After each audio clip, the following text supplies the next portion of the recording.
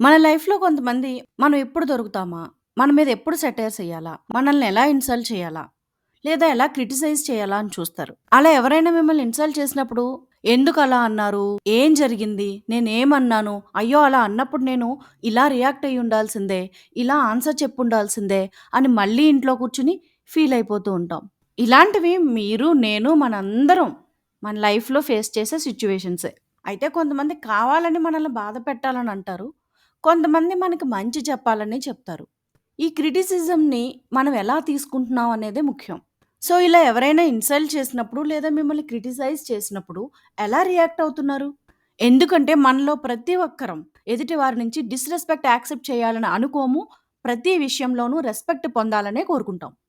ఈ వీడియోలో మిమ్మల్ని ఎవరైనా ఇన్సల్ట్ లేదా క్రిటిసైజ్ చేసినప్పుడు ఆ సిట్యుయేషన్‌ని ఎలా హ్యాండిల్ చేయాలి? ఎలా రియాక్ట్ అయితే అవతల వాళ్ళకి అర్థమవుతుందో తెలుసుకుందాం. నిజానికి అందరూ కావాలని ఇన్సల్టింగ్‌గా మాట్లాడరు.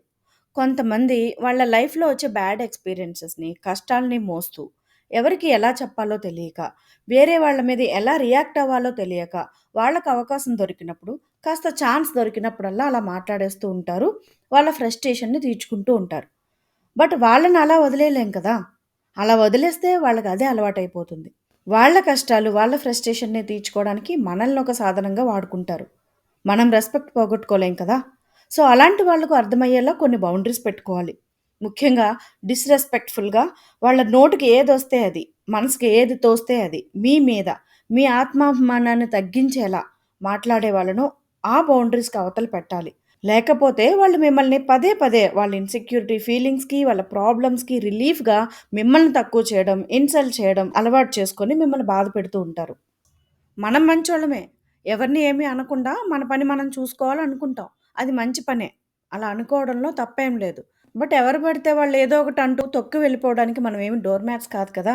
అలాగే మరికొంతమంది చాలా చనువుతోనో, అత్యుత్సాహంతోనో లేదా మరీ ప్రేమ ఎక్కువైపోయి కూడా చాలా లైట్ అండ్ గ్రాంటెడ్‌గా తీసుకుంటూ మనల్ని "నువ్వింతే, ఇలా ఉండు, అలా ఉండు, ఇలా చెయ్యి" అంటూ డిస్‌రెస్పెక్ట్‌ఫుల్‌గా మాట్లాడేస్తూ ఉంటారు. నిజానికి వాళ్ళకి మన మీద ఎటువంటి కోపం ఉండదు. వాళ్ళకి మనల్ని అలా ట్రీట్ చేయడం అలవాటయిపోయిందంతే. మనకు తెలిసిన వాళ్ళు వెల్ విషర్స్ అయినా సరే, డిస్‌రెస్పెక్ట్‌నయితే యాక్సెప్ట్ చేయలేం కదా!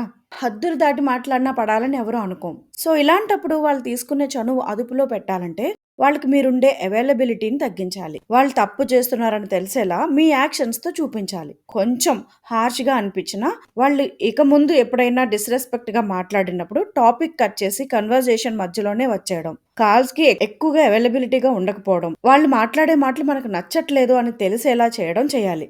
సో, ఇలా వాళ్ళకి తెలిసేలా చేయడం వల్ల వాళ్ళకి మీ మీద రెస్పెక్ట్ అండ్ మంచిగా మాట్లాడటం అలవాటు అవుతుంది. ఆ చేంజ్ వలన మీకు కూడా వాళ్ళ మీద గౌరవం పెరుగుతుంది. మీ బౌండరీస్ మీకుంటాయి. అది ఎవ్వరు దాటకూడదు అనే స్ట్రాంగ్ పర్సెప్షన్ మీలో ఉండాలి. అది ఎదుటి వాళ్ళకి అర్థమయ్యేలా చూసుకోవాలి. అలాగే చాలా విషయాల్లో నో చెప్పడం తెలుసుకోవాలి. అది చెప్పడం తెలియకే మొహమాటంతో ఎదుటివారు ఎంత ఇన్సల్ట్ చేస్తున్నా వదిలేస్తూ ఉంటాము. మాటలు పడుతూ ఉంటాం. దీనివల్ల మన మొహమాటం నుండి బయటకు రాలేము. అలాగే వాళ్ళు కూడా ఛాన్స్ దొరికినప్పుడల్లా మిమ్మల్ని హర్ట్ చేయడం అనేది రిపీటెడ్‌గా చేస్తూనే ఉంటారు.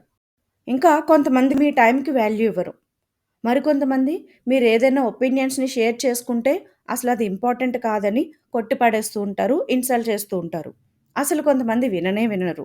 అలాంటి వాళ్ళకి మీరెంత దూరంగా ఉంటే అంత మంచిది. మీ టైంకి, మీ ఫీలింగ్స్‌కి వాల్యూ ఇచ్చే వాళ్ళకే షేర్ చేసుకోండి. ఇంకొంతమంది మీరు మాట్లాడేటప్పుడు మధ్యలో ఇంటర్ఫియర్ అయిపోతూ ఉంటారు.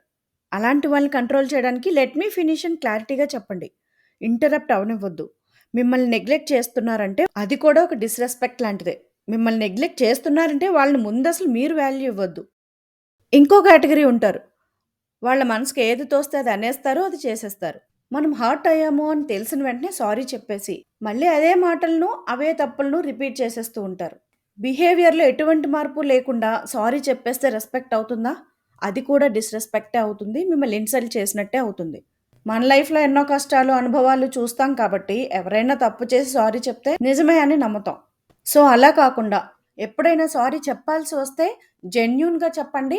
అది ఎప్పుడు రిపీట్ కాకుండా చూసుకోండి. మనం చేసే ప్రతి పని అందరికీ నచ్చాలి, అందరూ మెచ్చుకోవాలి అనుకునే చేస్తాం. కానీ కొంతమంది ఉంటారు. మీరెంత మంచిగా ఉన్నా, ఎంత మంచి పని చేసినా మీకంత సీన్ లేదు, ఎక్కువ ఆయాస పడిపోతున్నావు, కొంచెం తగ్గించుకో అని సెటారికల్ డైలాగ్స్ వేస్తూ, ఇన్సల్ట్ చేయడానికి ట్రై చేస్తూ, అవసరానికి మించిన మాటలు మాట్లాడి మిమ్మల్ని తక్కువ చేయాలని చూస్తారు. ఇక అవన్నీ విని మనం చేసే పని పక్కన పెట్టి ఓటమిని అంగీకరించడానికి రెడీ అయిపోతాం. ఈ మాటల ప్రభావం ఎంత ఉంటుందంటే మనం చేయాలనుకున్న పనుల్ని, గోల్స్‌ని అన్నిటిని అటకెక్కించేసి ఏమీ చేయకుండా మిగిలిపోతాం. ఇలాంటి క్రిటిసిజంని, ఇలాంటి ఇన్సల్టింగ్ మాటల్ని పట్టించుకోకుండా ఉండాలి అంటే ఫస్ట్ మీలో ఉన్న సెల్ఫ్ డౌట్‌ని చంపాలి. క్రిటిసిజం బయట వాళ్ళ నుండే కాదు, ముందు మనలోనే స్టార్ట్ అవుతుంది. దాన్నే సెల్ఫ్ డౌట్ అంటారు. ఈ సెల్ఫ్ డౌట్ వల్ల మనం స్టార్ట్ చేయాలనుకున్న పనిని మొదలుపెట్టలేము. మొదలుపెట్టినా మధ్యలోనే వదిలిపెట్టేస్తాం. ఈ సెల్ఫ్ డౌట్ అనేది చిన్న విషయం కాదు. దీనివలన ఎన్నో జీవితాలు తెలియకుండానే బలైపోతుంటాయి. ఫస్ట్ మనలో ఉన్న ఈ సెల్ఫ్ డౌట్‌తో పోరాడి గెలవాలి. ఎందుకంటే నీలో ఉన్న ఈ క్రిటిక్‌నే కంట్రోల్ చేయలేకపోతే బయట నుండి వచ్చిన ఈ క్రిటిసిజంని, ఈ ఇన్సల్టింగ్‌ని ఎట్లా తట్టుకోగలుగుతారు? అవే నిజం అనుకుని మీరు డెసిషన్ తీసుకునే ప్రమాదం ఉంటుంది. క్రిటిసిజం అయినా, ఇన్సల్ట్ అయినా ఏదైనా సరే అది వాళ్ళ ఒపీనియన్ మాత్రమే. అవెప్పుడు మీ కాన్ఫిడెన్స్‌ని కానీ, మీ మీద మీకున్న సెల్ఫ్ రెస్పెక్ట్‌ని కానీ ఏమాత్రం ఇంపాక్ట్ చేయనివ్వకుండా చూసుకోవాలి. ఇక్కడ సద్గురు చెప్పిన ఒక మాట చెప్తాను. ప్రతి ఒక్కరు ఎప్పుడూ ప్లెజెంట్‌గా ఉండాలనే కోరుకుంటారు. 100% అలా ప్లెజెంట్‌గా ఉండడం అనేది నీలోనే ఉంటుంది. నీ మనసుని బట్టే ఉంటుంది అని. ఇతరులు నిన్ను తిడుతున్నారు, అబ్యూజ్ చేస్తున్నారు, హర్ట్ చేస్తున్నారు అంటే వాళ్ళకి తెలిసిందదే. వాళ్ళ జీవితంలో వాళ్ళు నేర్చుకున్నది అదే పద్ధతి. కాబట్టి అదే ప్రదర్శిస్తారు వాళ్ళు. దానికోసం నువ్వు వాళ్ళ మీద కోపం, పగ, ద్వేషం ఇలాంటివి పెంచుకుంటే వాళ్ళకేమీ కాదు. ఇక్కడ ఈ కోపం, పగ, ద్వేషం అనే పాయిజన్స్‌ని నువ్వు తీసుకున్నట్టు. సో, నువ్వు స్పాయిల్ అవుతావు తప్ప వాళ్ళకేమీ కాదు. నువ్వేం చేయాలనుకుంటున్నావు, ఎలా ఉండాలనుకుంటున్నావు అనేది మొత్తం నీ మీదే ఆధారపడి ఉంటుంది. అనవసరంగా ఎదుటి వారి మీద కోపం, పగ, ద్వేషం లాంటివి పెంచుకొని మిమ్మల్ని మీరు పాయిజన్ చేసుకోవద్దు అని చెప్తారు. ఇక్కడ ఇంకో విషయం తెలుసుకోవాలి. ఎవరైనా మిమ్మల్ని ఇన్సల్ట్ చేస్తున్నప్పుడు ఇంటెన్షనల్‌గా అంటున్నారా మిమ్మల్ని? లేదా ఏ ఇంటెన్షన్ లేకుండా క్యాజువల్‌గా చెప్పాలని చెప్తున్నారా? అని ఫస్ట్ తెలుసుకోవాలి. ఒకవేళ వాళ్ళు నిజంగా ఇంటెన్షనల్‌గా మిమ్మల్ని అనాలనే అంటే, ఇలా అన్నావు. దానికి అర్థం ఏంటి? దీనికి రీజన్ ఏంటి? అని అడిగే ధైర్యం తెచ్చుకోవాలి. అంతేగాని ఇంటికెళ్ళాక దాని గురించి 10 సార్లు ఎందుకన్నారు? ఎలా అన్నారు? అసలు నేనేం చేశాను? ఇలాంటివన్నీ తలుచుకుంటూ బాధపడకూడదు. అన్‌ఇంటెన్షనల్‌గా అనుంటే అసలు రీజన్ ఏంటి? అక్కడ పాయింట్ ఎందుకొచ్చింది? ఇలాంటివి ఓపెన్‌గా మాట్లాడుకుంటే సరిపోతుంది. ఒకవేళ వాళ్ళని ఏ విధంగానూ అడగలేని పరిస్థితే ఉంటే, వాళ్ళేదో అనేసి వెళ్ళిపోయారు, మీరు అడిగే పరిస్థితే లేకపోతే, జర్నలింగ్ ద్వారా బ్రెయిన్ డంపింగ్ చేయడానికి ట్రై చేయండి. అంటే వాళ్ళేమన్నారు? మీరెలా ఫీల్ అవుతున్నారు? ఇవన్నీ జర్నలింగ్‌లో రాసుకోండి. ఒక బుక్ తీసుకొని రాసుకోండి. మీ వెర్షన్ ఏంటి?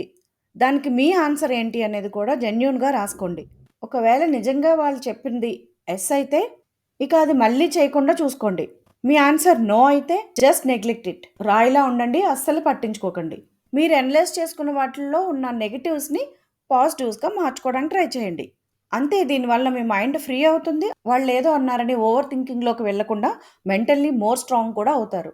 సో, ఇలా ఎవరైనా మీతో డిస్‌రెస్పెక్ట్‌తో ఉన్నా, ఇన్సల్టింగ్‌గా మాట్లాడినా, మీకు కొన్ని బౌండరీస్ సెట్ చేసుకొని వాళ్ళకి అర్థమయ్యేలా చేయండి. అలా కుదరని సిట్యుయేషన్స్‌లో జర్నలింగ్ ద్వారా బ్రెయిన్ డంపింగ్ చేయడం కానీ, మీకున్న సెల్ఫ్ రెస్పెక్ట్‌తో మిమ్మల్ని మీరు గౌరవించుకుంటూ, వాళ్ళ జడ్జ్‌మెంట్స్‌కి వాల్యూ ఇచ్చి మీ లైఫ్‌ని పాడు చేసుకోకండి. మరో మంచి కంటెంట్‌తో మళ్ళీ కలుద్దాం. అంతవరకు లైఫ్ అద్భుతః.